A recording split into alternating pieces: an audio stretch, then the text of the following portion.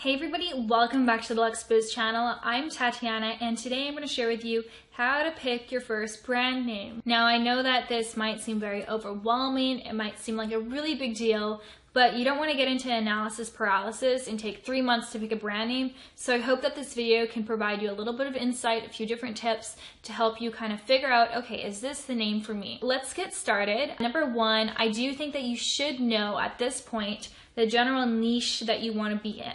So you don't have to know the specific products that you want to sell, but at least have an idea of where you want to go with your brand, where you want to take it. Are you going to be in the gardening? Are you going to be in the animal niche, puppies and cats and dogs and all that?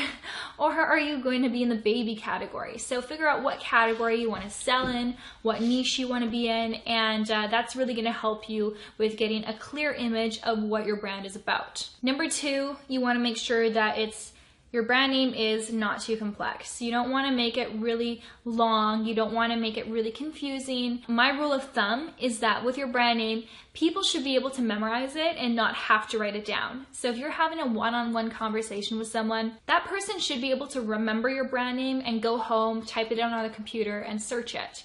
They shouldn't have to whip out a pen and paper to write it down. Or if you're driving down the street and someone sees your billboard and has a brand name, you know, that person only got a couple seconds to really interpret that and register that brand name. And if it's a really long name with weird spelling, they're not going to get it, and that's going to be a lost sale. So just make sure it's short and sweet.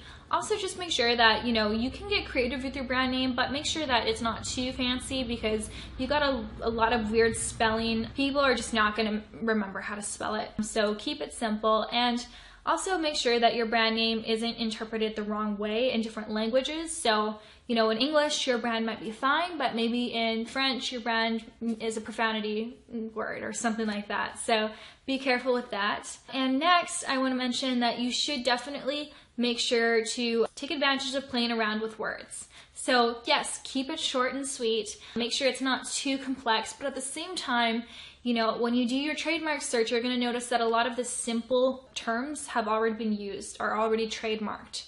So you do have to kind of play with your imagination, have a play upon words. So, you know, instead of spelling puppies with P-U-P-P-I-E-S, you might spell it P-U-P-P-I-E-Z or something similar to that, you know, kind of play around with that. And also you could have, you know, different words that have different meanings. So an example might be, I mean, I can't think of anything off the top of my head, but say for example, you want to sell, you know, chocolate, and then you make your brand name Choco Latte. So it kind of represents, you know, it says chocolate in the name, but you're spreading it out, maybe having a dash in between. You can also have like a cool like latte, cup of a latte, say you're a coffee shop and you, yeah, so Choco Latte, something like that. You know, just get creative basically is what I'm trying to say, but not too creative where it gets confusing and hard to memorize. Once you've decided on that, just make a big list, and what I would suggest doing is you can kind of cancel out the ones that you really don't like, but then when you're getting to the stage where it's hard to really choose between one or the other, get other people's opinions. Post it on Facebook, join a Facebook group for, you know, a business, or ask your family and friends and be like, hey, which one do you like more? Which one do you prefer? What does this mean to you? You know, how do you interpret this? Don't give them any idea about the background of the business. Don't give them any idea about what niche it is. Just ask them, how do they see this? What does it represent to them? And then, you know, if it's on point and it's like a puppy brand, they say, oh, it seems like you're selling animal toys. Perfect. But if you're selling animal toys and they say, oh, it seems like you're selling coffee, well, that brand name's not going to work. So get other people's opinions. Then what you want to do is search for trademarks. So actually you should probably do this beforehand. So search for trademarks, make sure that nothing that you're using in your brand names is trademarked. I'll link down below the website for the government of how you can search for trademarks. It's super simple. And yeah, just make sure that the one that you pick is not trademarked. Even if it's a dead trademark within the last 5 years, don't pick it. Of course, you don't want a live trademark, but the dead ones within the last 5 years, I would suggest not picking them. And then finally, I mean, you can use your brand name without actually having to trademark it. You are allowed to do that. The only risk that somebody else is also going to be using that brand name. Maybe someone uses it 6 months after you, but they actually went in and put a trademark on it. So You do have some risk when you don't trademark your brand name, because at any point in time someone else could trademark it and then you're gonna have to change your whole branding.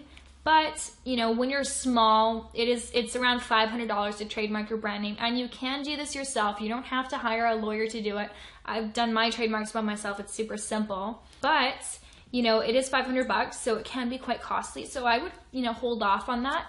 You know, in the beginning, like, people might not be competing with you. They're not gonna care about your brand name or anything like that. So maybe hold off until it actually becomes a must in your business. I didn't trademark my brand until about a year after I started it. So yeah, and that's it, guys. So just remember, keep it simple. Don't get too confusing. Make sure it's short so people can memorize it. Make sure it has to do with your niche. You know, best if someone can actually say, you know, get an idea of what your niche is as soon as they see the title. And of course, make sure it's not trademarked. I hope this video helps you. If you guys would like some feedback on your brand names, feel free to comment them down below and I could help you kind of pick one. It'd be fun to see what you guys come up with. And yes, I will see you in the next video. Don't forget to check out free training on how to source from China. It's awesome. It will tell you step by step on what I do. It's a 30-minute long video, so check it out on the link down below, and I'll see you guys later. Bye.